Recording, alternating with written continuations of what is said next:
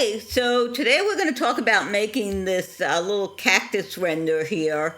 It's still a little bit of a work in progress, but I'm pretty happy with it. Want to add some dust maybe, get the textures on the cactus a little bit better, perhaps. But this is what I have so far, and we're going to talk about it. So let me close this or move it out of the way. All right. So this is done with a combination of Cinema 4D and Houdini.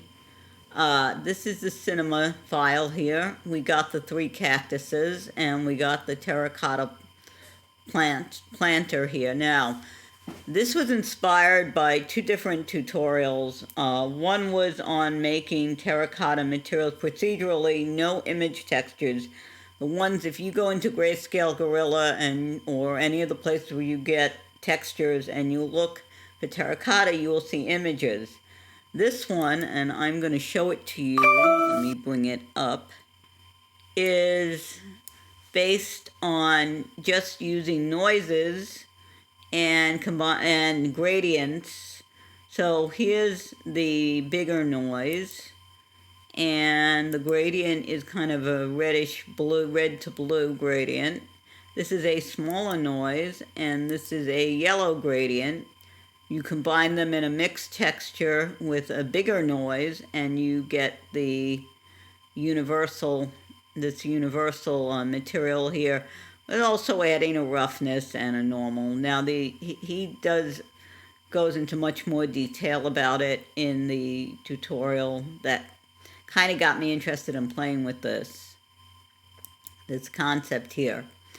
The cacti come from a different tutorial that's put out by the on the Houdini YouTube channel, and let me go over that briefly with you, or go over it in a kind of a high level, because it can get kind of complex, and again, he does a pretty good job of going into detail. Now I kind of neatened this up a bit. So we have 3 parts to this, I guess. The spikes, kind of the hairy area, hairy sphere where the spikes come out of. And then you have the base of the cactus, which is a combination of this low poly area, which basically positions this spike, hairy sphere thing on the body of the cactus, and then you have a high res so it looks nice, and you can see this is what it looks like. So basically we have 2 types of spikes here. This one, we kind of have 5 of them as a group, and then you have this bigger one. And here you have a sphere which you copy these lines onto, which is essentially splines that become like a hair. The mountain is kind of like a noise, and when you merge it with another sphere to kind of address this fact that it clips here, and quite honestly, I don't know if the clip is set 100% correctly, but you end up with the kind of this hairy sphere. You put them together and you get this. Then we have this, which is, well, first we also have the root of the main cactus, which is essentially a line which you put a number of points on, and they're both going to end up doing sweeps with a star. And this we've seen in cinema. It's the same sort of thing. The group here, let's see what this, so this is kind of put a bound around the points from the star for this kind of lower poly thing, but you only want it on certain points, not every point, just the outside points. And this goes into essentially making the points that you're going to copy this object onto. This is the high-res part, and this basically makes, with this resample, makes a lot more points, so you get a nice high-res version of your cactus. And you put these things together, and you get this.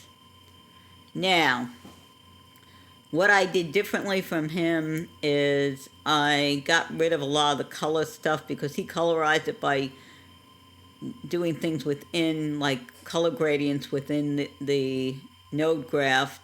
We want to put materials on it.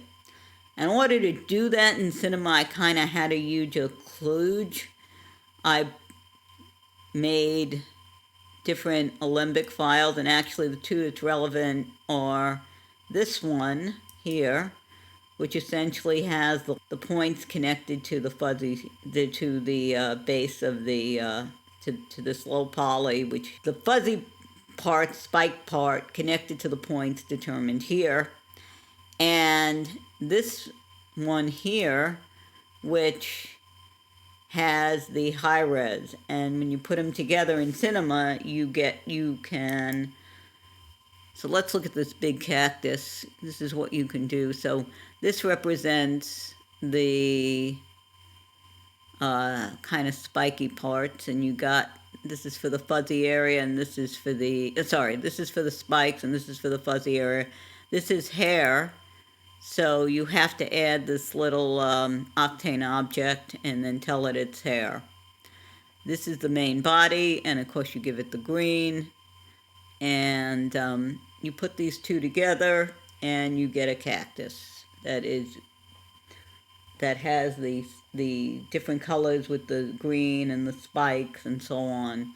And I made 3 of them. One I made short and squat, one I made more taller. And then I have this combined, which is supposed to be similar to one I have.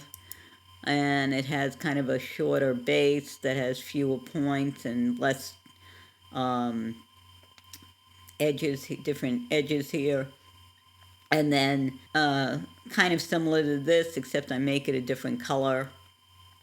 The one difference between this and the one I have is the one I have, instead of just spiky points here, it actually have mini versions of this, which would be an interesting Houdini problem. Now, in terms of Houdini, a lot of you may be thinking, oh, it's a separate app, it's expensive, it's hard. It's a good skill to learn, and yes, it is going to be more of a challenge if you don't have any background in programming or that sort of thing, where you're used to this procedural concept. First of all, you can download a free version. It is for non-commercial. It's going to have a watermark, but it allows you to learn, allows you to do pretty much anything in it.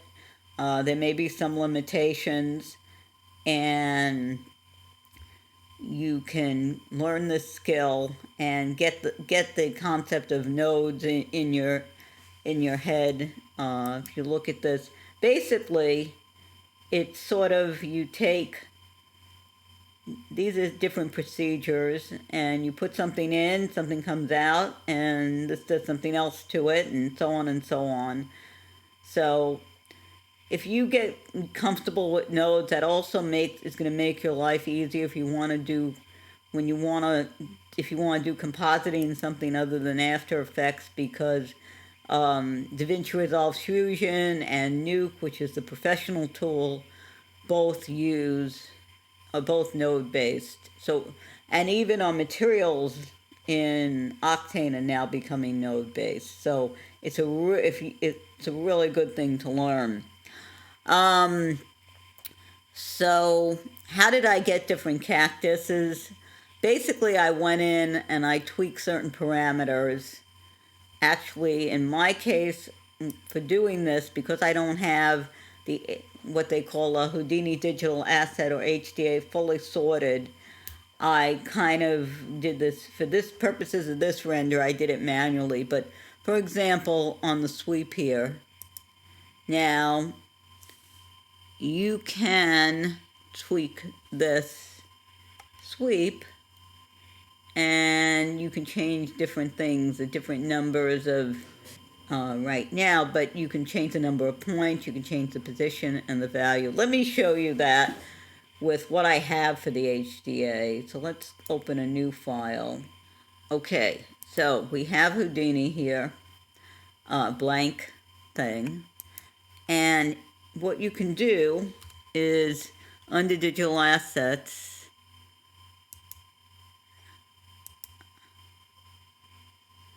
and you can see I have my cactus here. But look at this. Without diving into this, and in fact it's locked, I can change any of my, a number of different things. I can change, now this material stuff I haven't quite got working yet, but you can change the number of points. You can, let's see, you can make fewer. Let's say you can make this 5. You can see. You can change the height, make it taller or shorter.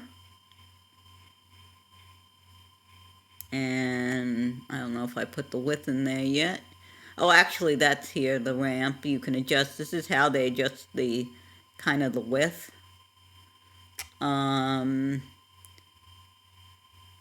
You can adjust how twisty it is. And again, this is for putting this into Unreal. Unreal Engine has a very has a plugin which you can communicate between Houdini and Unreal Engine. I haven't quite got sorted out 100%. You can certainly, once you set that connection, you can drag you drag a Houdini object in, it's going to, I think it'll set up the connection for you, and we'll actually display it right there. The tricky bit here is being able to set it up so that you can put different textures on the 3 different areas you want to texture, as we saw. So we're going to do, and I think this is going to be a separate video where we go much more in depth with this. But you could see how powerful it is. You have one setup and you can make tall cactus, short cactus, wide cactus, narrow cactus. You can adjust all kinds of things here to make different versions from your setup. You know, you don't have to go back and model it or, you know, that sort of thing. It's all procedural, and that's the power of the nodes. Let's see. There are still tweaks I want to make here, as I mentioned. Right now we don't have any dust, and if you look at a real cactus, there's probably going to be some dust and dirt on that.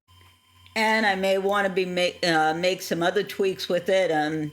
Let's see if I could figure out how to make it look more like mine, with the little cacti coming out of the top cacti. But anyway, this has been a very interesting little render for me, and hopefully this video has been interesting for you and given you some inspiration for trying something like this and looking at Houdini. Thank you for watching, and if you want to get notified with future videos or when I go live, because I'm looking into doing some little bit of live streaming, so we'll see how that goes, then you know, click the subscribe button and you hopefully will get notified. So again, thank you for watching, and I will speak to you next time. Take care.